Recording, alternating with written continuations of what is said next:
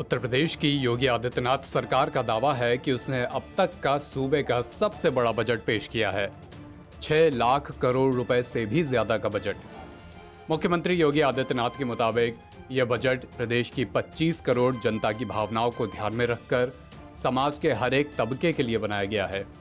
उन्होंने कहा कि हमने 2022 का विधानसभा चुनाव से पहले एक लोक कल्याण संकल्प पत्र जारी किया था। इसके 130 संकल्पों में से 97 संकल्पों को पहले बजट में शामिल किया गया है। इसके लिए 44 संकल्प नए हैं। उन्होंने पूरे मंत्रिमंडल का धन्यवाद देते हुए कहा कि हम प्रदेश की 1 ट्रिलियन इकोनॉमी को पूरा करने में सहभागी बनेंगे। तो उत्तर प्रदेश 1 ट्रिलियन इकोनॉमी की राह पर चल पड़ा है या अभी नहीं?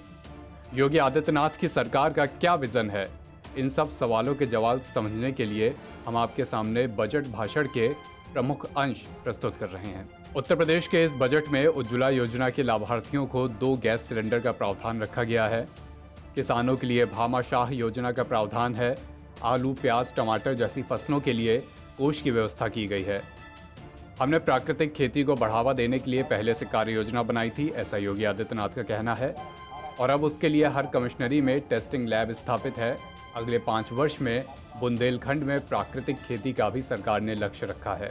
किसानों की सिंचाई व्यवस्था की योजना को फ्री में देने का लक्ष्य है।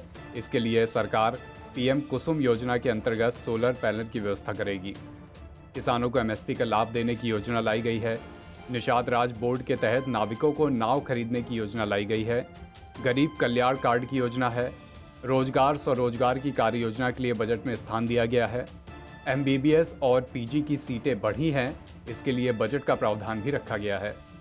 बुजुर्ग पुजारियों, संतों के लिए पुरोहित कल्याण बोर्ड के गठन को भी शामिल किया गया है। वहीं युवाओं के लिए स्वामी विवेकानंद सशक्तिकरण योजना लागू की गई है। इसके लिए बजट में स्थान भी दिया गया है। इसके अलावा वाराणसी में फुल स्ट्रीट, रोपवे और मेट्रो के निर्माण का प्रावधान और इसके लिए बजट रखा गया है।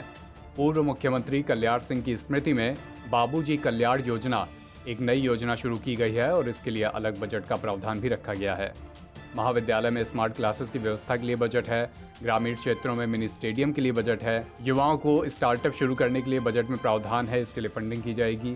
बुंदेलखंड में general Bipin Rawat defence corridor की व्यवस्था की जाएगी। इंफ्रास्ट्रक्चर के लिए एक्सप्रेसवे पर औद्योगिक गलियारों के विकास के लिए बजट का प्रावधान रखा गया है। इंफ्रास्ट्रक्चर के लिए एक्सप्रेसवे पर औद्योगिक गलियारों के विकास के लिए बजट का प्रावधान रखा गया है। वहीं जल जीवन मिशन में हर घर नल योजना ग्रामीण के साथ शहरी क्षेत्र में लागू हो, इसकी भी कार्य योजना है। NBT ऑनलाइन की रिपोर्ट।